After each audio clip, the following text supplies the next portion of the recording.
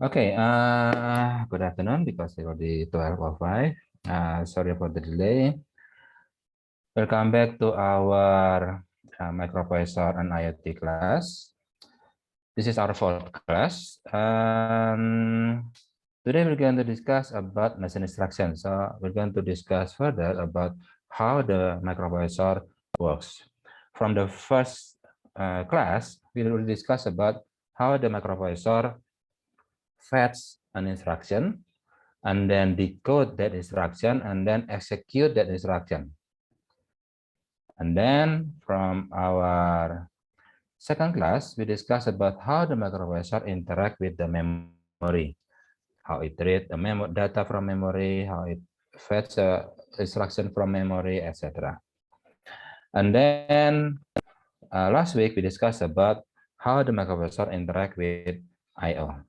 And today, we're going to discuss further about the microprocessor point of view, especially how the microprocessor works in executing a machine instruction. Well, before we start, let's discuss our last week quiz.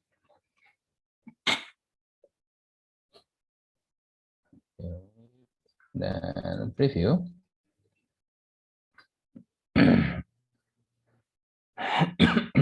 Start them.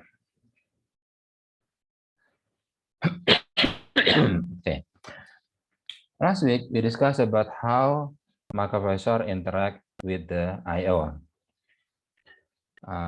We discussed about first, microprocessor is the one who active asking the I/O, do you have data for me? Do you have data for me? Do you have data for me?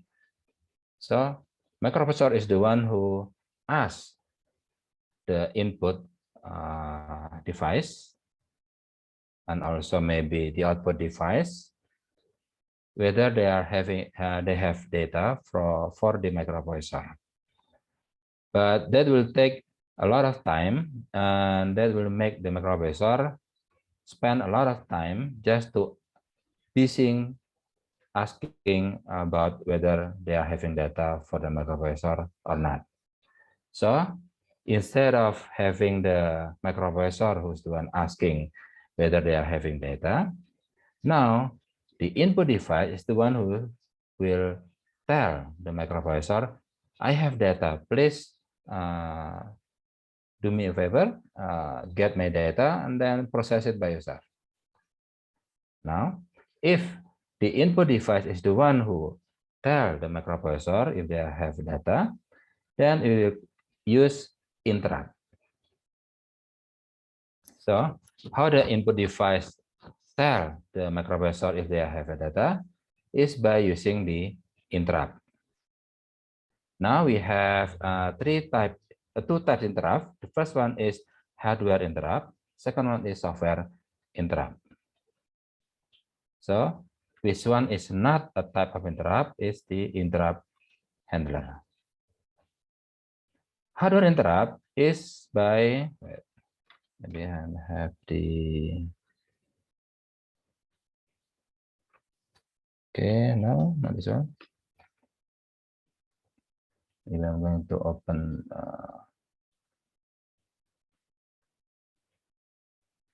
okay, this one.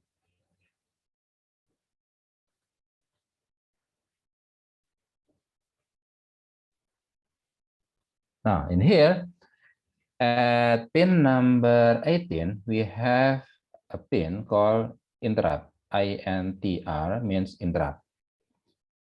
So if a hardware input device want to tell microprocessor, I have data, please take this data from me.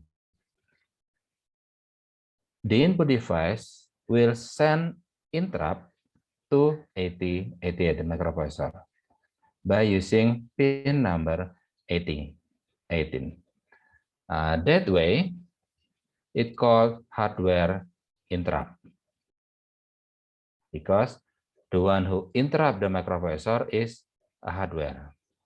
Another type of interrupt is a software. In software interrupt, we do not use the pin number 18. Instead, we are using a machine instruction called interrupt. We have interrupt 13, we have interrupt 20, we have interrupt 00, etc. If you want to examine what kind of type of interrupt,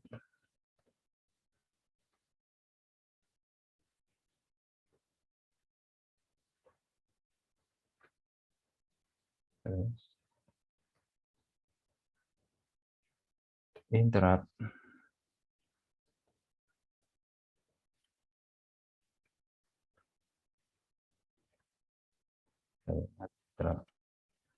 number.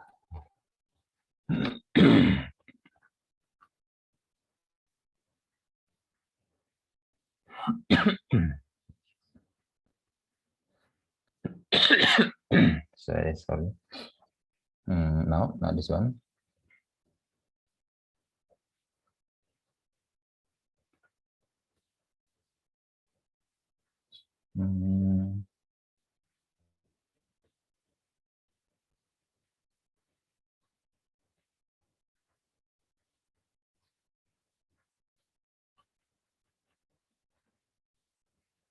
Maybe on the Wikipedia.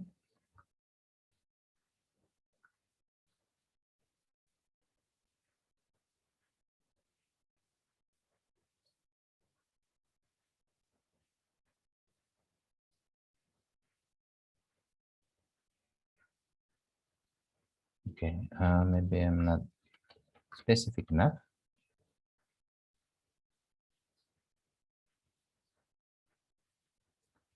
80 blood interrupt number.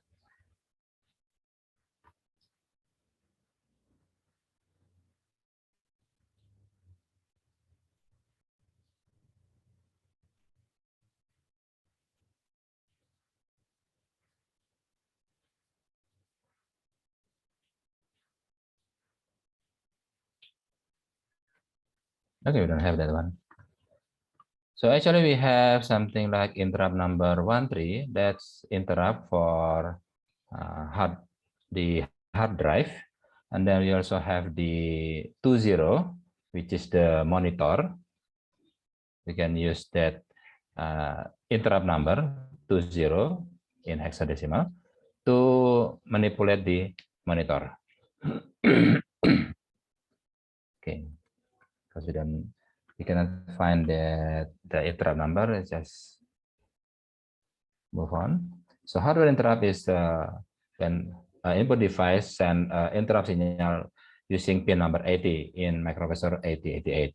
But in software interrupt, we use software by using interrupt 20, interrupt 13, etc. But not using the pin number 18. It's just a program. An interrupt handler is a small program that will be run by the microprocessor if a specific interrupt received. For example, an input device send a interrupt number 13. The microprocessor will stop whatever they are doing and then go to a interrupt handler based on the interrupt number. What is your interrupt number? 13. Okay, 13. I'm going to 13. Okay, that's the location. I'm going to go to that interrupt handler, do all the program inside that interrupt handler, and then go back to whatever they are left before the interrupt is received. Okay. Now, second question: a small program to handle or solve interrupt is called interrupt service routine. This is the program in the memory that will serve the interrupt.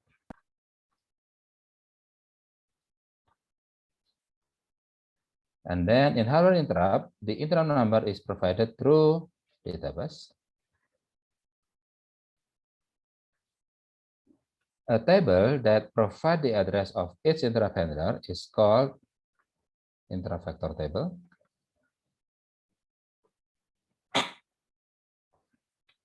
And then when the x86 microprocessor execute the interrupt service routine, it will return to its previous program when found a specific machine instruction, which is interrupt return.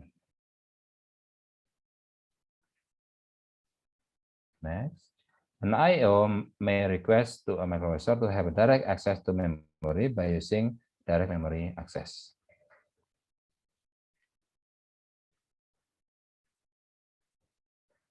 Then, when interacts with I/O, a microprocessor may ask the I/O for data.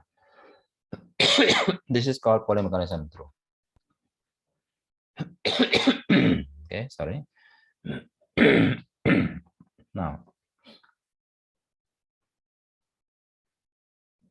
Now let's discuss today's material, which is the machine instruction.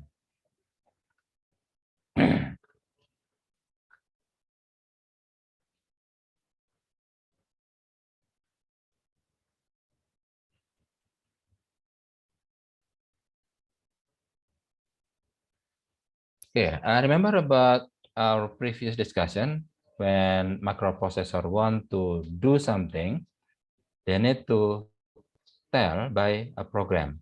We have to do this, and then you have to do that, and then you have to do this, and then you have to do that, and this and that is a program. And in this case, it's called machine instruction. An instruction that should be run or executed by the microprocessor. And that machine instruction or program is stored in the memory. So that's why the first thing to do by the microprocessor is to fetch that instruction and put it into instruction register like this. Oh, it's 1E. Now, what is the meaning of 1E? Control unit will tell the instruction decoder, please decode this IE, 1E, so I will understand what I'm supposed to do.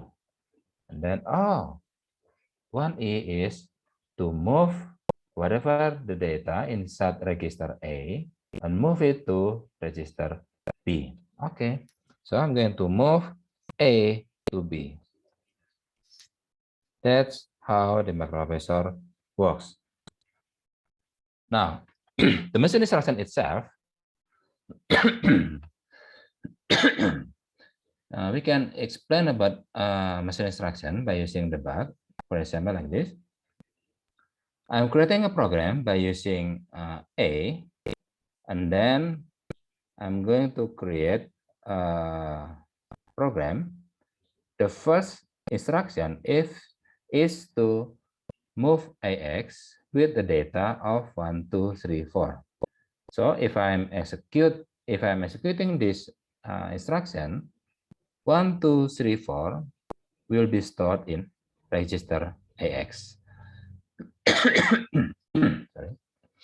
And then the second instruction is move BX, 1, 2, 3, 4. That means I'm going to store 1, 2, 3, 4 this data into register BX.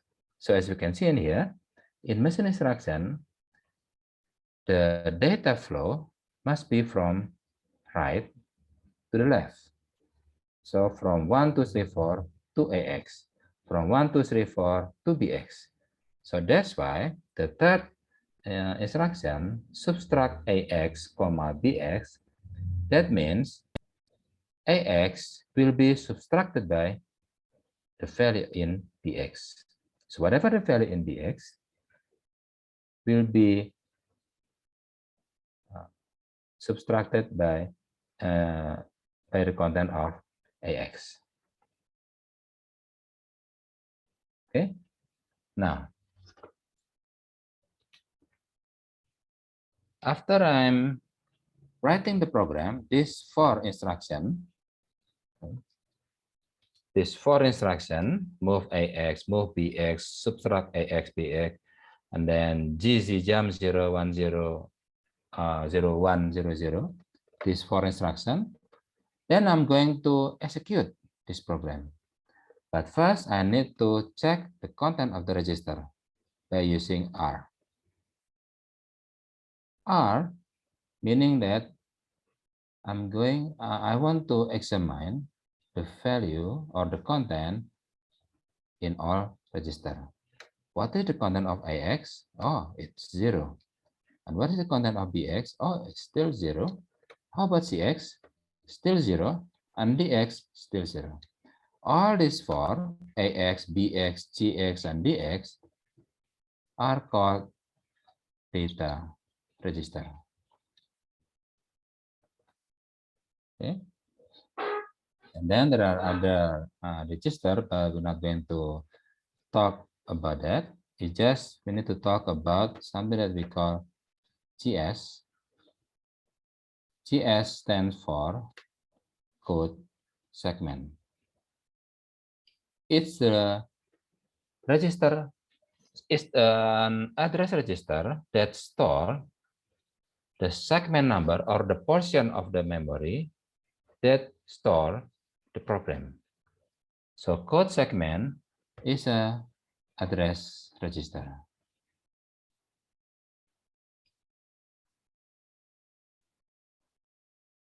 And specifically, it stores the address of a segment. Segment is a portion of memory, a big chunk of memory. It's 64 kilobyte of memory. And the address of that segment, if it store a program, it's called code segment. However, if the segment store data, it is called DS, data segment.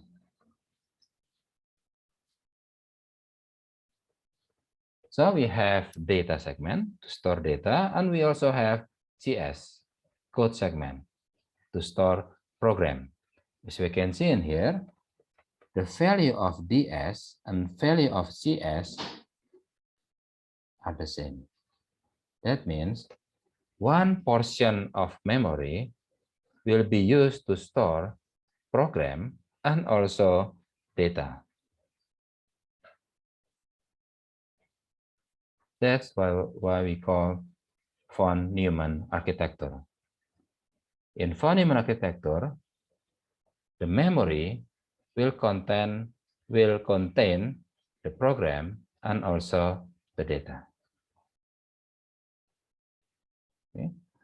Now, the instruction pointer is 0100.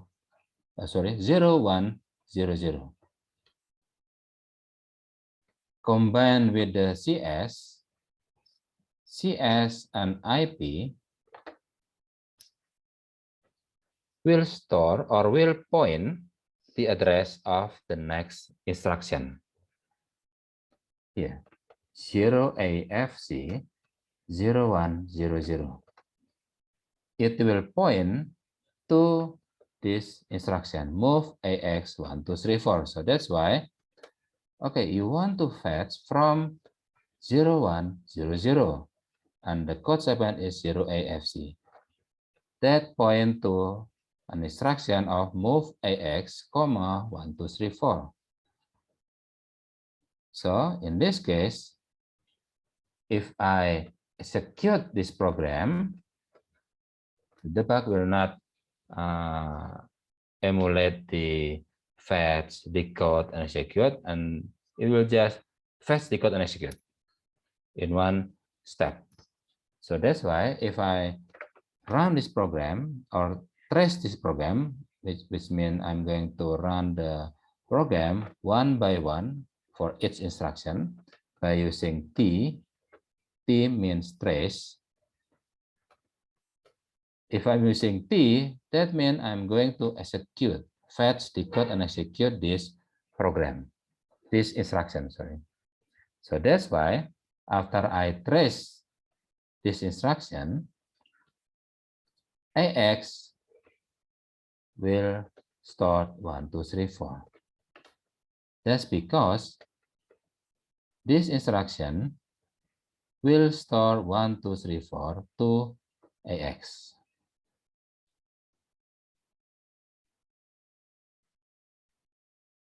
Okay. Now, let's examine the value of instruction pointer. Instruction pointer previously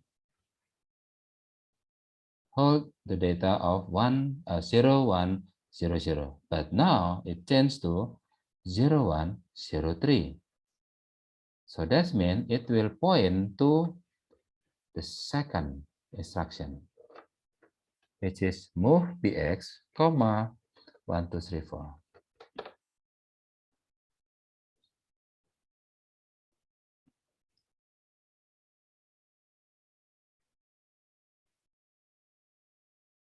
Okay. Now,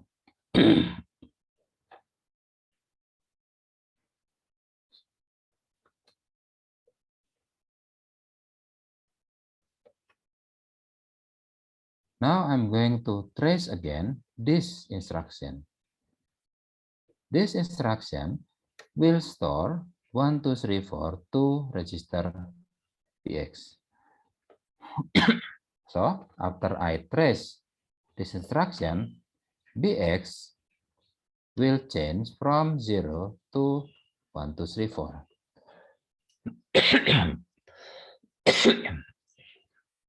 Okay, and then the instruction pointer, the register that store the address of next instruction, changed from 0, 1, 0, 3 to 0, 1, 0, 6, which means it will point to the third instruction, which is subtract ax, bx.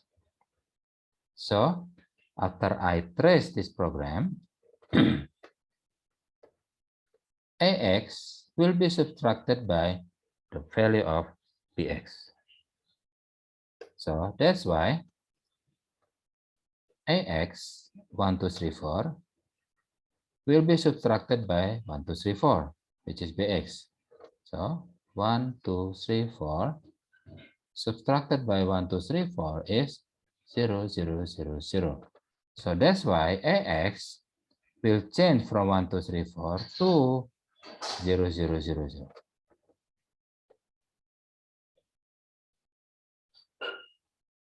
And the instruction pointer will point to the next instruction, which is 0, 1, 0, 8, which is jump F0 to 0, 1, 0, 0.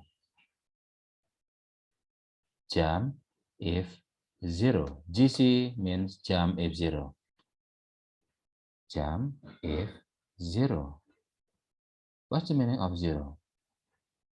That means it will check another register, which is flag register or status register, which is this one. This is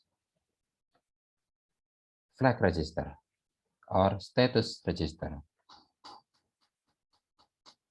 As we can see in here, because of the last instruction create a 0, 1, 2, 3, 4, subtracted by 1, 2, 3, 4, it will give 0 to AX. Now, because the last instruction result in 0, the 0 flag will be flagged from not active to active. So now 0 flag is active, or it has the value of 1.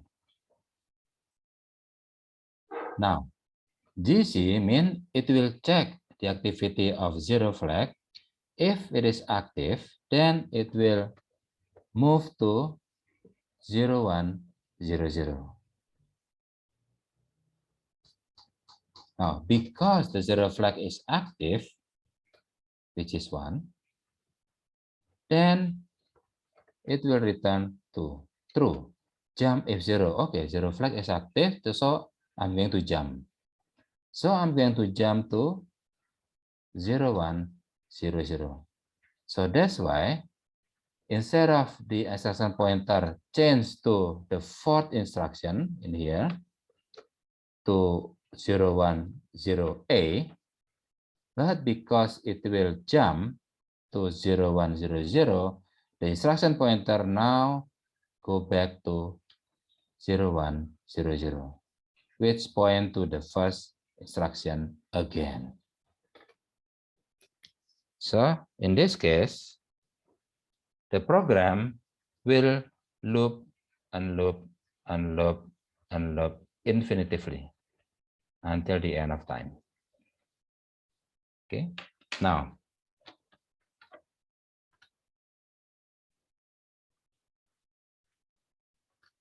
let's try this debug.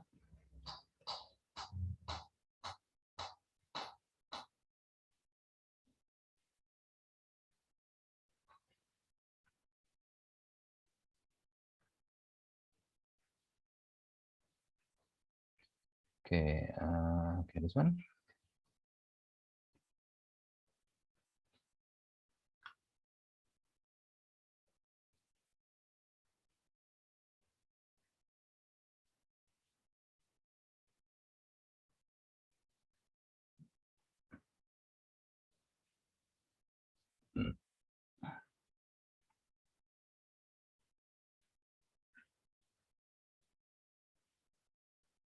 Now, just call debug.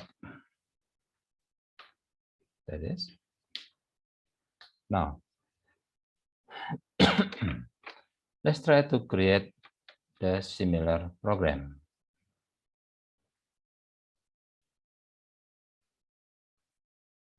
Which is by typing A, which is assembly. I want to assembly a program.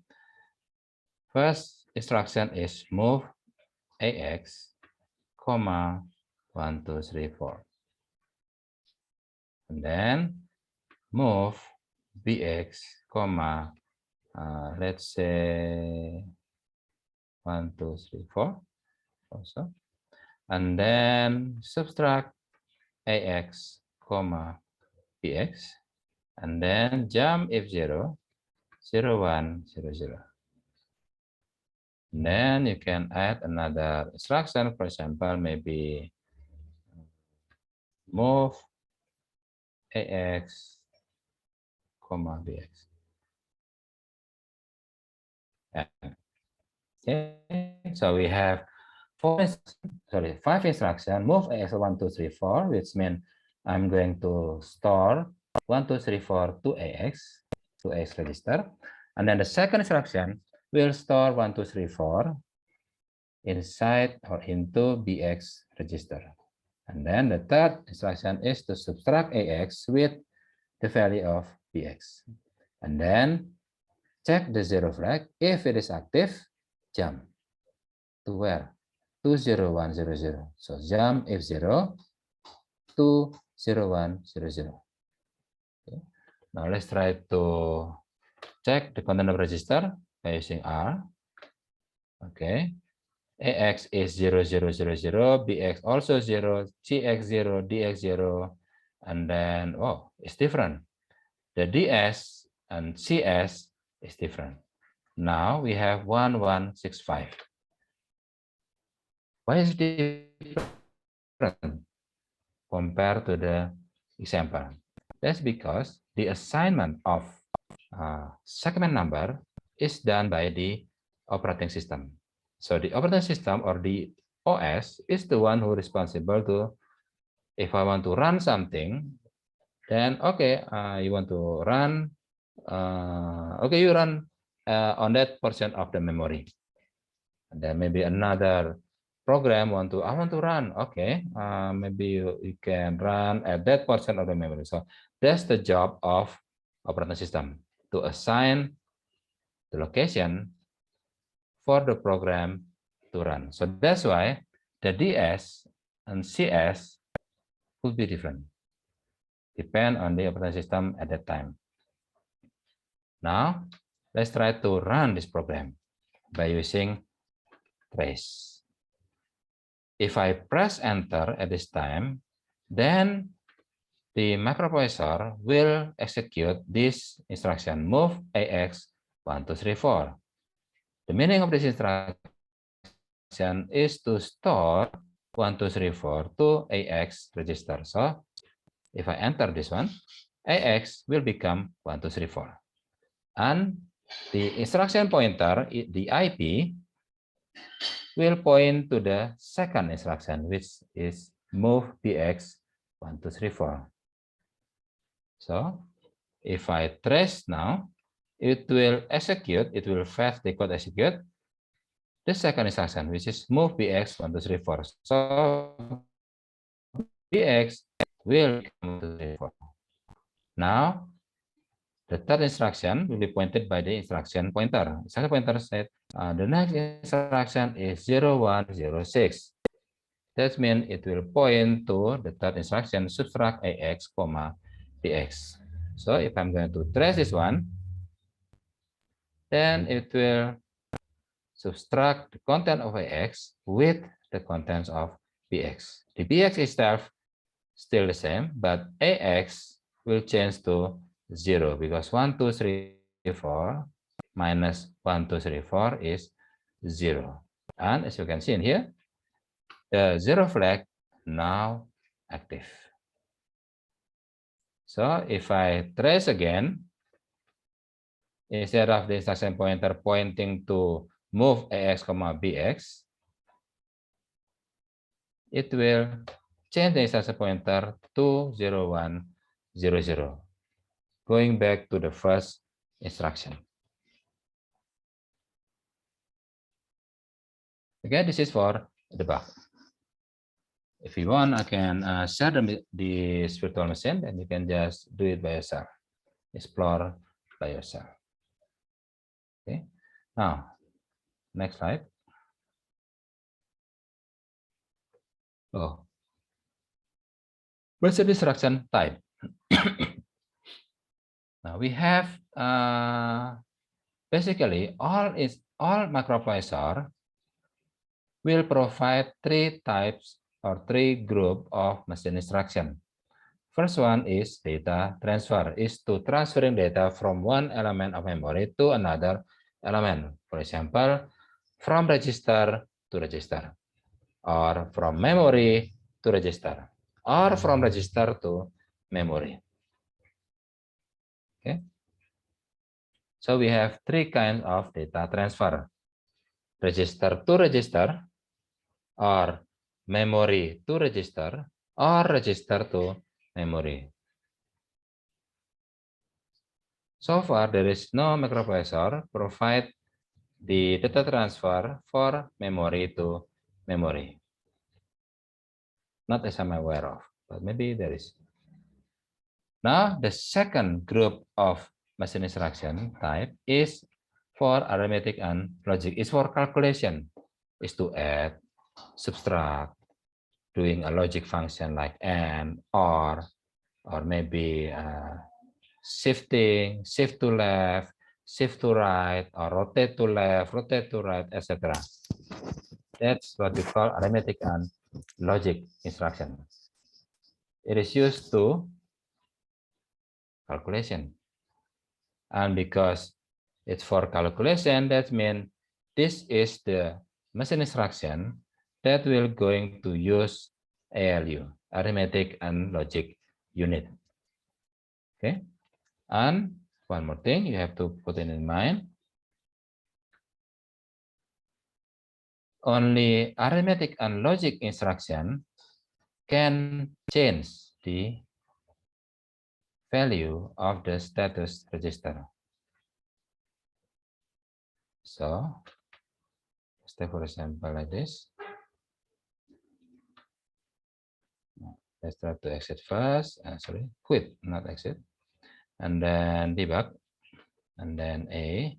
And then let's try to create move AX 1, 2, 3, 4. And then move AX 0, 0, 0, 0. That's it. Now let's try to check the register.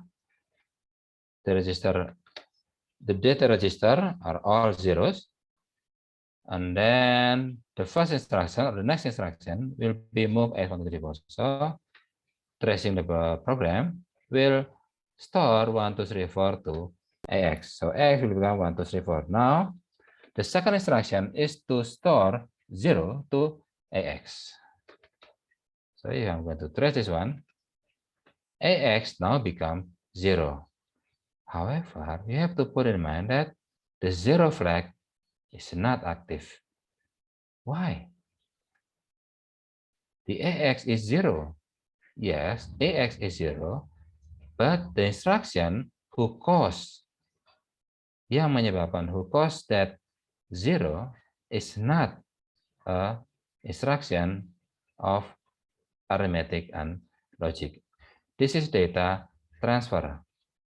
Data transfer cannot change the value of status register. So that's why even though AX is 0, the 0 flag is not active. Why? Because the machine instruction who caused this 0 is not from a arithmetic and logic instruction. Okay. Just another information. Now, the third group of machine instruction type is control transfer. For example, GC, jump if 0. So it's a conditional jump. It will jump if blah, blah, blah. So that's why we have several conditional branch. Like for example, jump if 0, jump if not 0, jump if carry, jump if not carry, etc. But there is only one unconditional jump, which is jump, JMP. Okay. Now, we also have additional machine instruction type, for example, system call, floating point, string processing, cryptography, and also multimedia processing, 3D image manipulation. This sound familiar? Yes. We discussed in our first class about something that we call 3D now from the AMD. This is actually a instruction type, a new machine instruction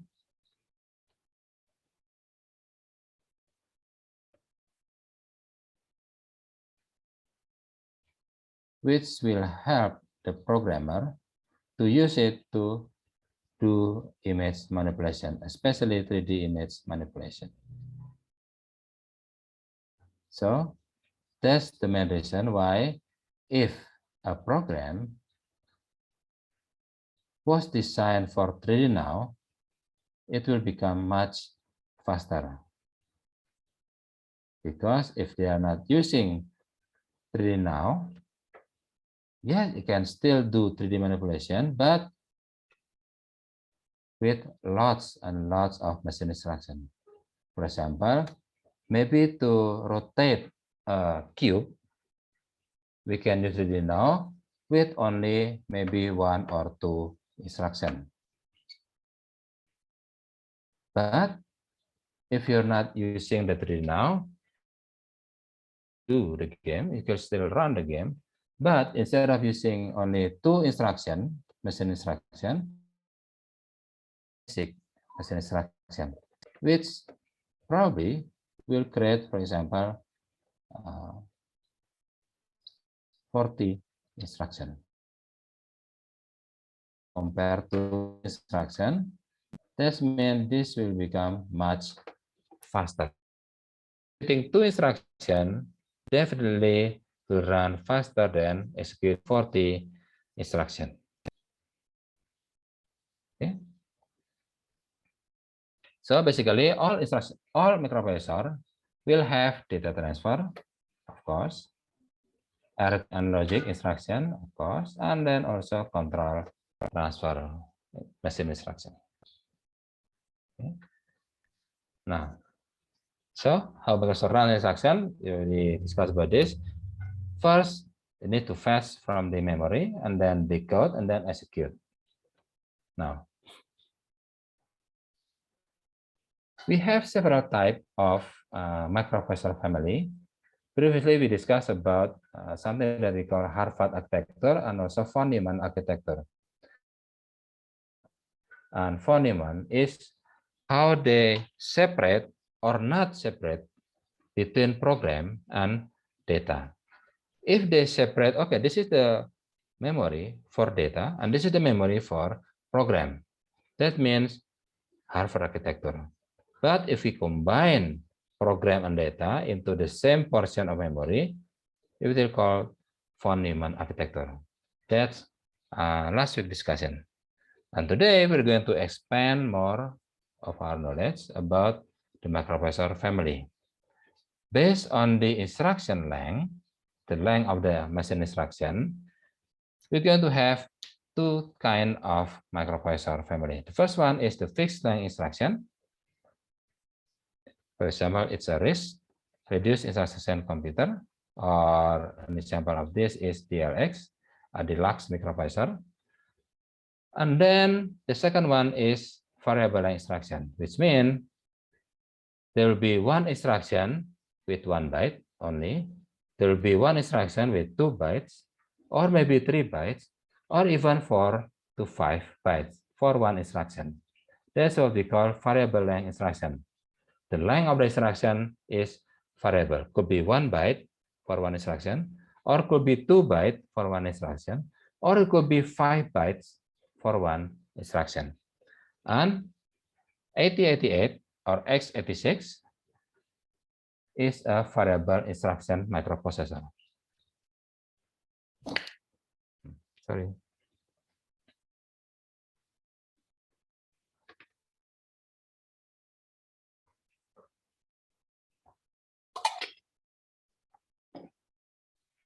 So we're going to discuss about what is variable length instruction because we focus on the x86.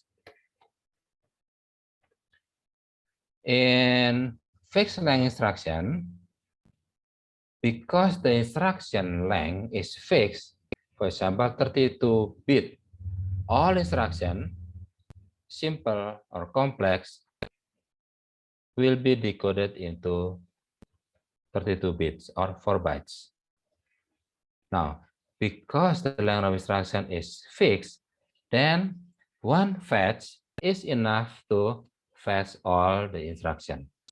So one fetch will be enough to complete the instruction, and then it will decode the instruction and then directly execute the instruction.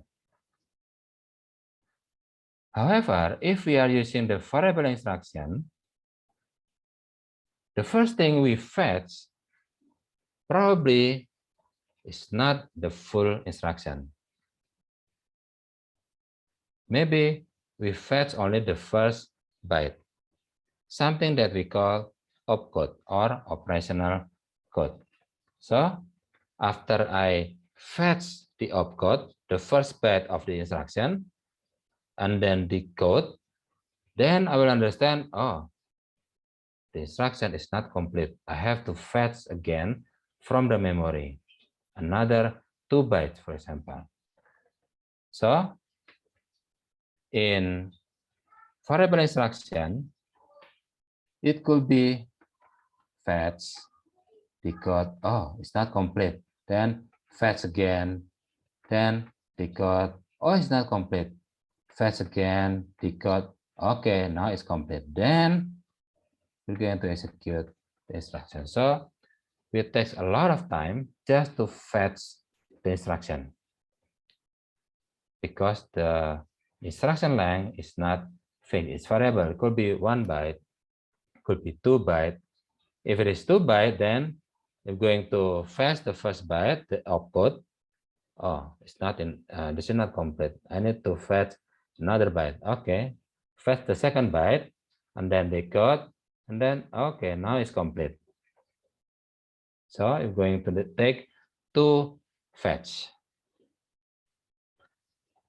But if the instruction is 3 bytes, that means fetch not complete.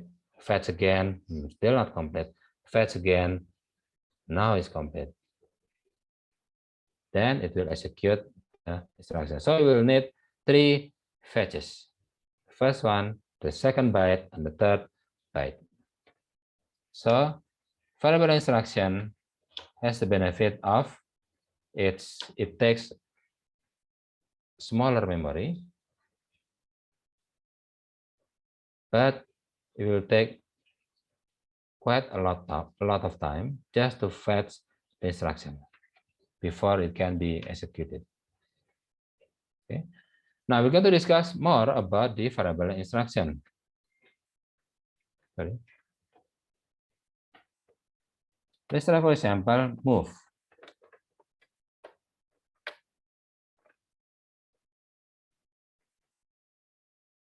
First, it will fetch the first byte, the opcode. For example, like this. The opcode of this instruction is B8. B8 is the first byte of the 3-byte instruction. So move AX1234 is a 3-byte instruction. B8 3412. But first it will fetch the B8. Now B8, okay, B8. B8. B is what? A is 10, B is 11. So it will be 0, 1, 0, 0. This is B. And then 8, 1, 0, 0, 0. Okay, this is B8. So this is the first byte fetched by the microprocessor. And it will need to decode it just to understand, is it completed or do I have to fetch another byte from the memory? Okay. Now 0, 1, 0, 0. This is the one. 0, 1, 0, 0. So because this is match, that means this is W. W means the width either 1 or 0, but because this is 1, we're not going to use this one, but we're going to use this one. Now, this is right register. The register number is 000. 000 is AX. Okay. So B8 has the meaning of move AX. And then what? Still not completed yet. So I need to fetch again. It will fetch the 3, 4. And then it will fetch again 1, 2. Then the instruction is complete. It will become move AX 1, 2, 3, 4. Oh, so this is the complete instruction, and I have to store 1, 2, 3, 4 into register AX. That's how the microprocessor decode an instruction. First, it will check with the instruction table. This is instruction table. What is the opcode? 1011. 1011. Okay, that's immediate to register.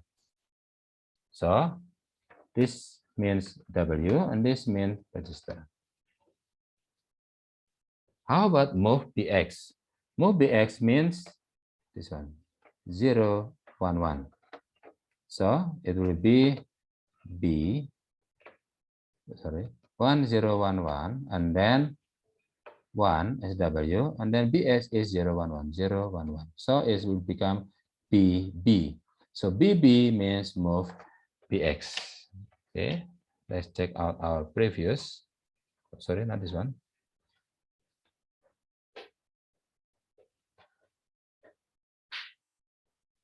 This one.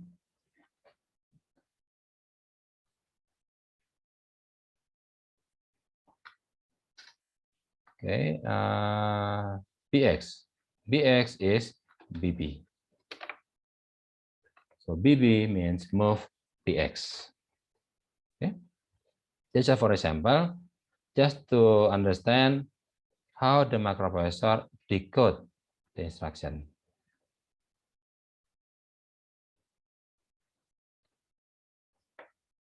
Okay. Any questions so far? We discussed about almost 1 hour. So we discussed about how the microprocessor decode an instruction after it fetched from the memory. After it fetched from the memory, put it into instruction register and then decode. But how the microprocessor decode an instruction is by comparing to a table, instruction table.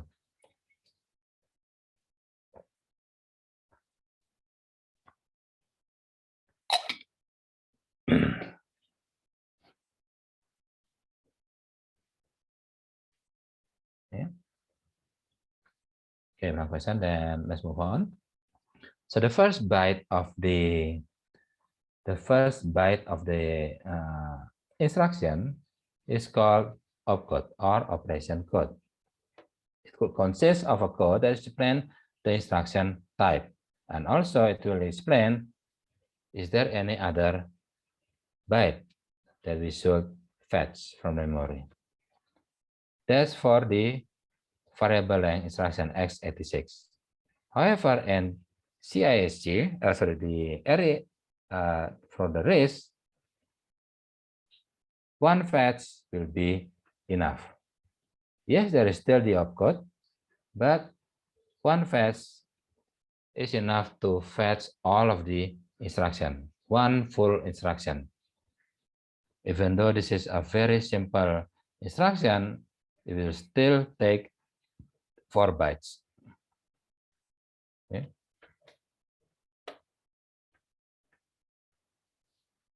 Okay, we're supposed to discuss about how does x86 decode instruction, but we already discussed about this previously. So first, I'm going to fetch B8, which is 10110100. So this is this one, and then this one is W, and this one is the register. And this will point to this table because W is 1. Then register 000 is AX. Okay.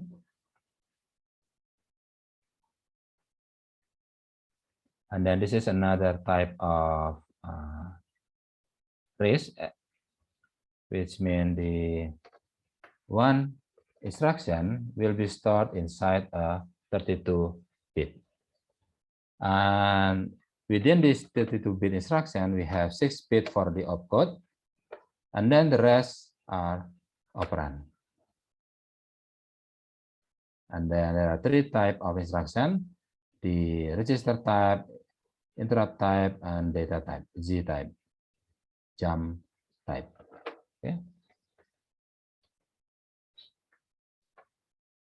Then how the LS does the instruction decode is just similar, but it will fetch all the instruction in full.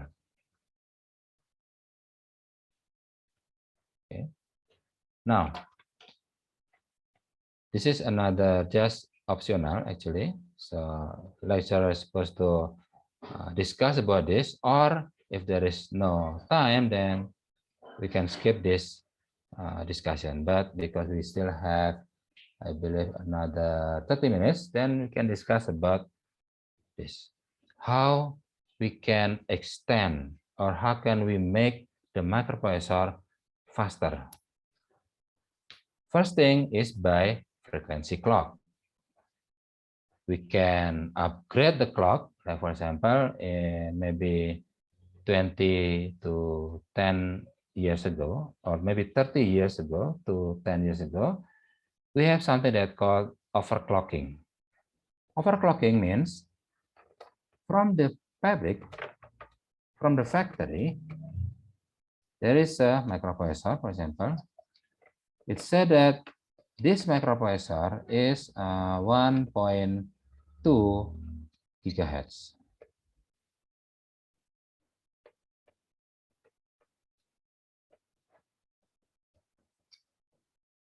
However, our motherboard, the place where we can put this microprocessor,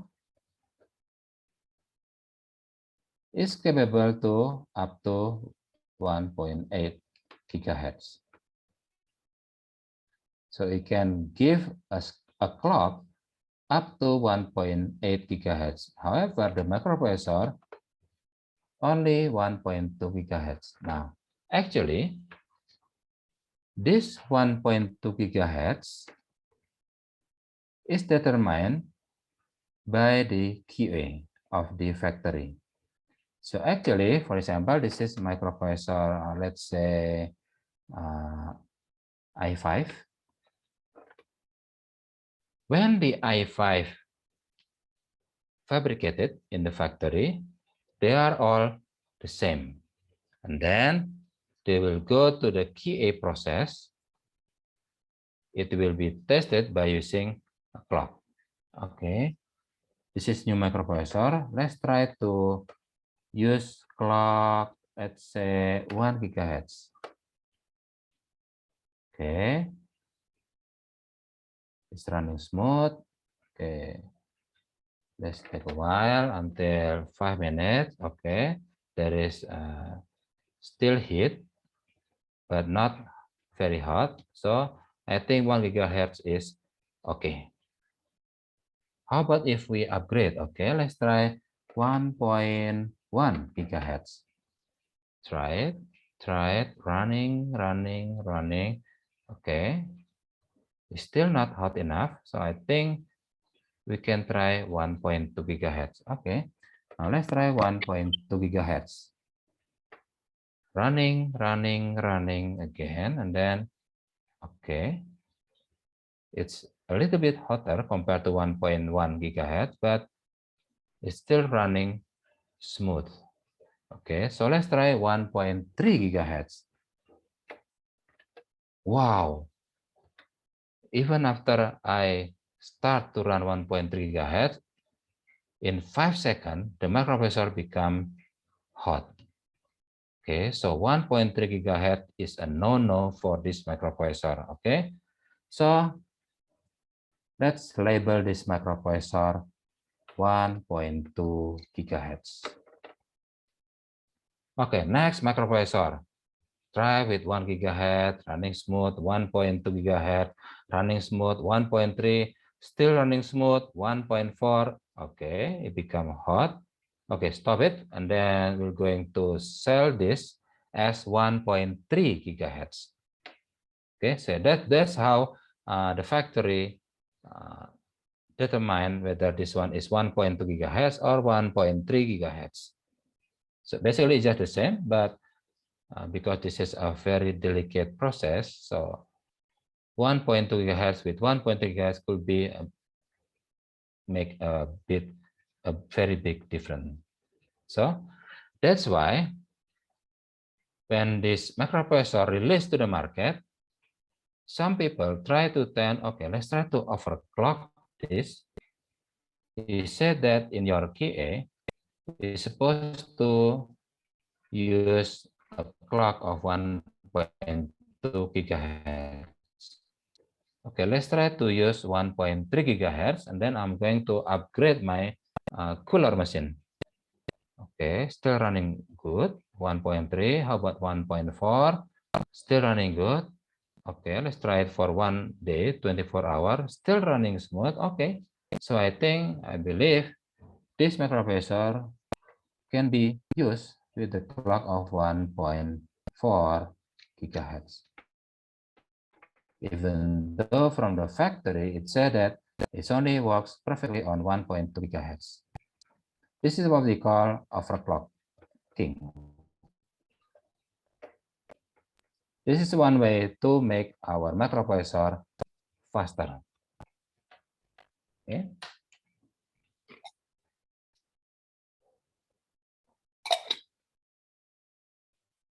Now, another type of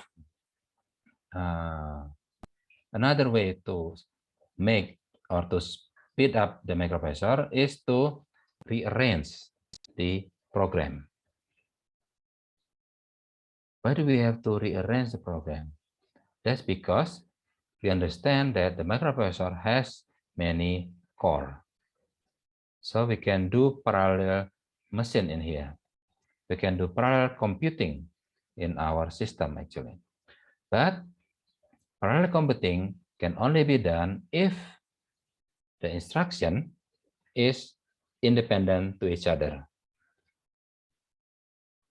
And how do we measure this parallel machine is by using something that we call CPI, number of cycle per instruction. So previously, in the old days, we can use frequency clock as the speed of the microprocessor, and then we can also use the how many instructions that can be run by.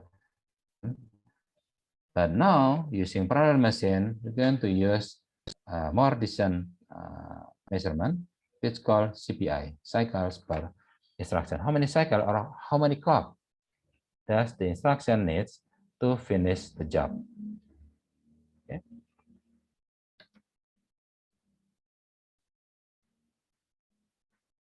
The concept is everyone must work, so use correct supply chain. Okay. Let's say, for example, this one. Parallel machine is done by using something that we call pipeline in the old days. So in the old days, we don't have core, we only have pipeline.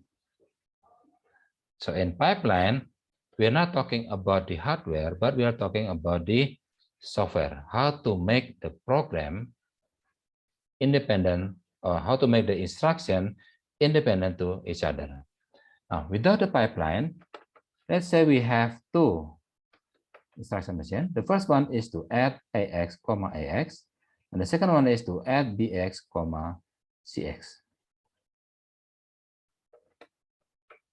First clock, fetch the instruction. Second clock, decode this instruction. Oh, wait, it's not complete. So I need to fetch again. So the third clock, it will fetch the complete version of AX, add AX, AX. Then it will decode again. Then, okay, now the instruction fifth. The fifth clock, it will end the first instruction. Then decode, okay, it's not complete. We need to fetch again, decode, and now we need 10 clock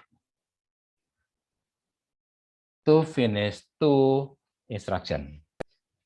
Okay, now how about if I'm using pipeline? Pipeline is technology to create something like a, okay, so everyone must work, it will become more efficient, etc. So first, at the first clock, it will fetch the first instruction. Then decode, okay, it's not complete, the instruction is complete, then I need to fetch again. So it will become complete. Then I can execute the first instruction. However,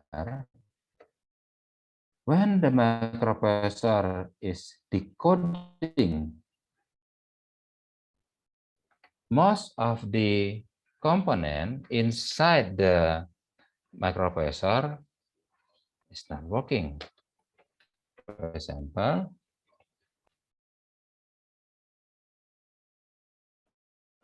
this control unit tell, please decode this instruction. This part is not working, they are idle. So instead of the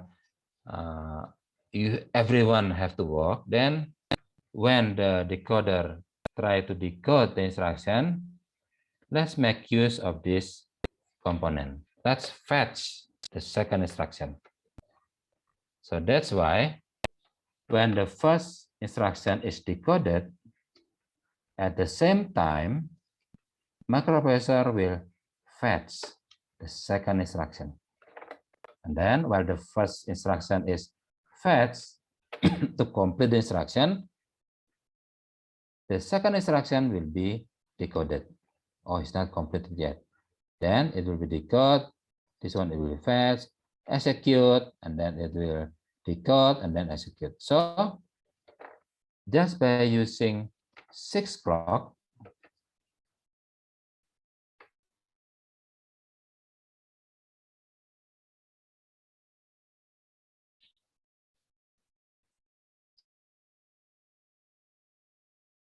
10 clock 2 instruction. So the CPI is how many cycle per instruction? 5, because you need 10 clocks for 2 instructions. 10 divided by 2 is 5.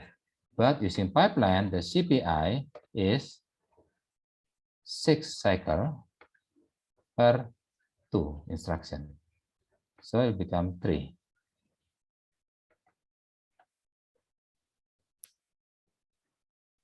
Now, how about if I add another instruction?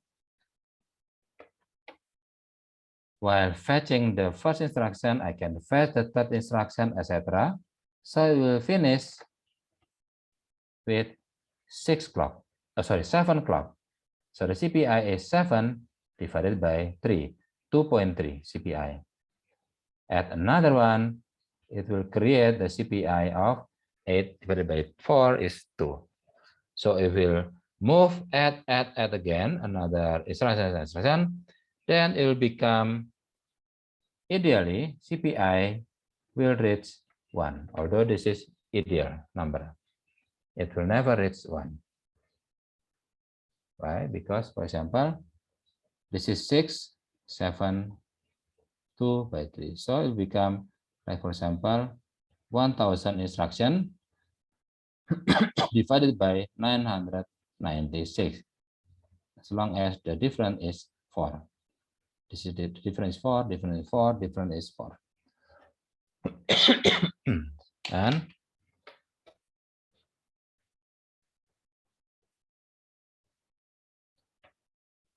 (1000) divided by 996 is 1.004, almost 1. Okay, this is how we speed up the microprocessor in the old days, by using parallel machine to make each instruction to become independent to one another. Sorry.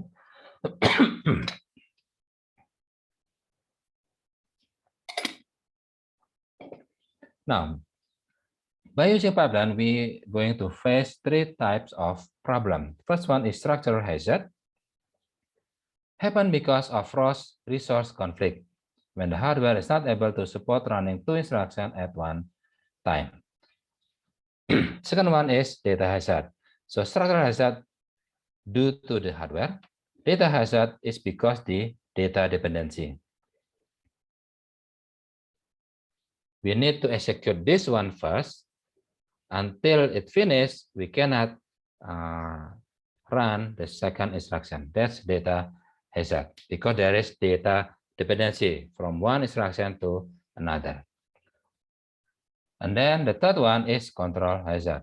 Happen when running control transfer instruction type, jump, call, brand, etc. Okay, now we're going to discuss about this type of hazard.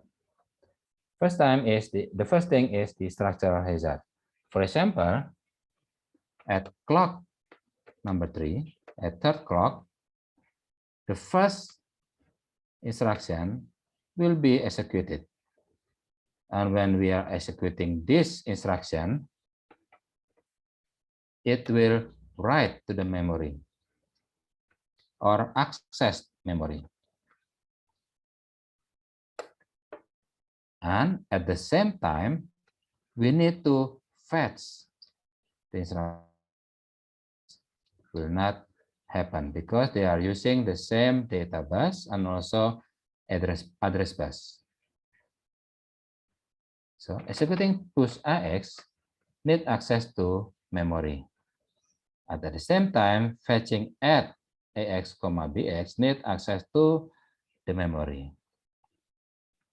So this will not going to happen. This is what we call structural hazard. At the same time, they're going to access memory.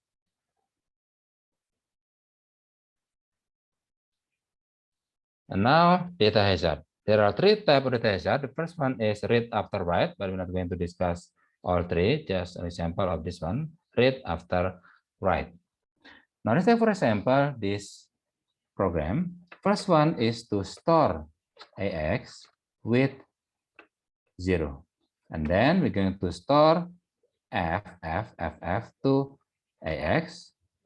And then we're going to store the content of the AX into the memory. Push AX is data transfer, is to store the data from a register to the memory. If this program is executed without pipeline, then push AX will store this data, not this data. Without the pipeline. Without the pipeline, AX is supposed to contain FF. Okay. Now, however, if I'm executing these three instructions using pipeline, you can see in here, fetch, decode, execute. Fetch, decode, execute. Push AX is a 1 byte instruction. So it will need only one fetch, decode, and then execute. The problem is when the push AX is executed, AX still have the content of this one, not this one. Although the correct one is this one. So this is what we call data hazard. With the type of read, this is one is read, to read the AX after write. Read after write. So data hazard is a hazard when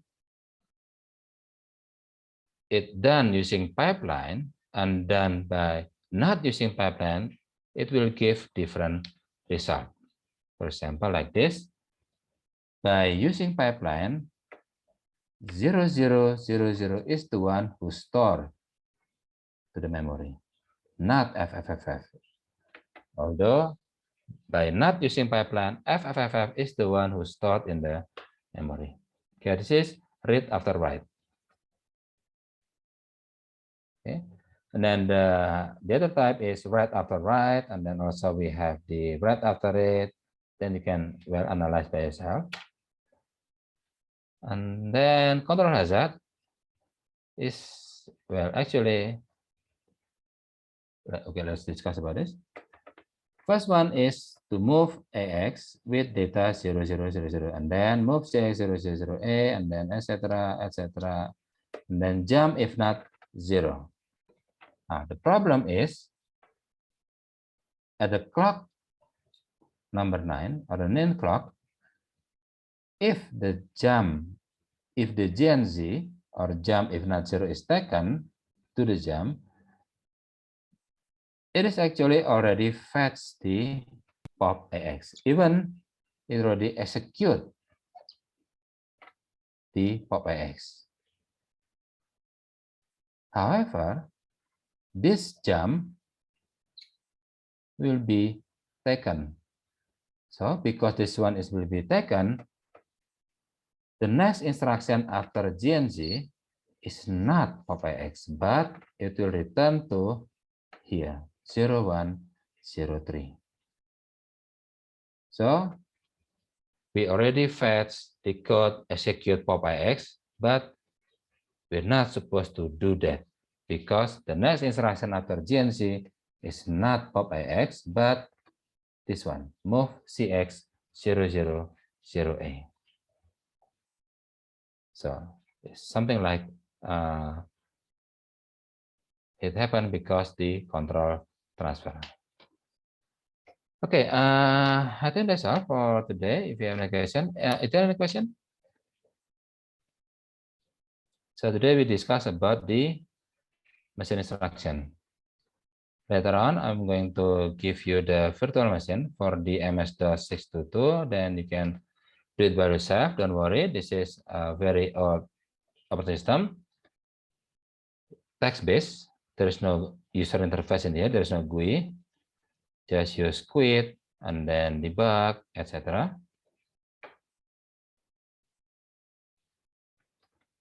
Then well, you can explore by yourself. You can try by using several type of machine instruction. For example, we only discuss about move in here, move, add, and then jump if zero. Although there are another type of machine instruction, like for example, push, pop, and then etc. Okay. Now, before we close this session, I'm going to show something. There is a program in here in TP, this is 2 Pascal. Okay, there is a program in here called disk edit with the size of 5 or more than 5 kilobyte. Disk edit dot, 7 kilobyte. Disk edit.exe. So when we try to run this program, disk edit, for example, like this, it actually read the your hard drive, but we're not going to run directly. Instead, we're going to try to examine this program by using debug. So you can just call debug with the file name, this edit.exe. Now it's ready. Load the program. It will load the this edit.exe program into the memory of debug. Then we can check the R register.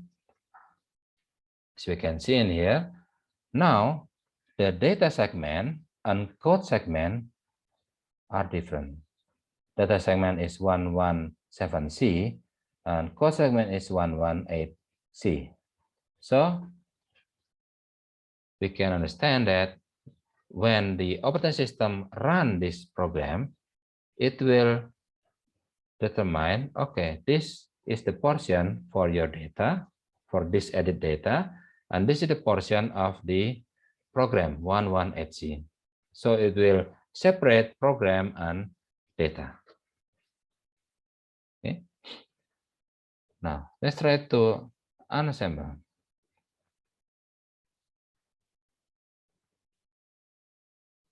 So the first instruction that will be done by this edit.exe is to call something.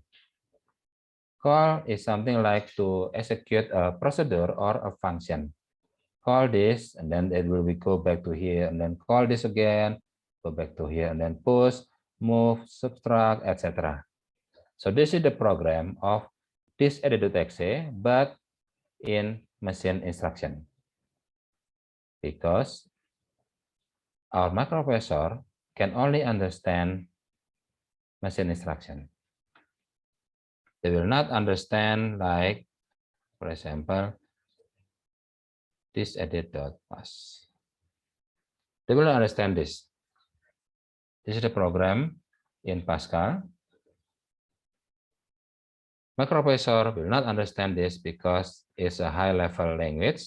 So we'll need to compile this program, this high-level language program, into a program that can be executable by the microprocessor, which in this case is called exe. Exe file, this edit.exe. Okay. Okay, I think that's all for today. If you have a question, then you can ask the question to the WhatsApp group. And please don't forget to do the quiz. Going to open this one as an instruction, not the pipeline, because this is only optional. Okay, let's try to activate this machine instruction quiz.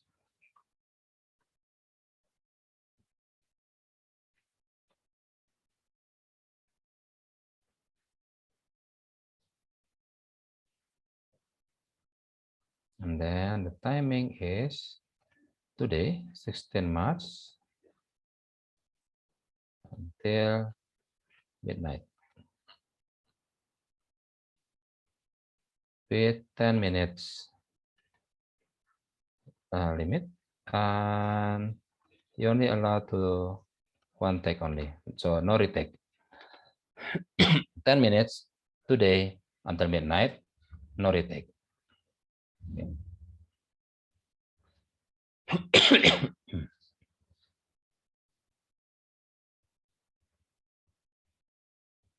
This one.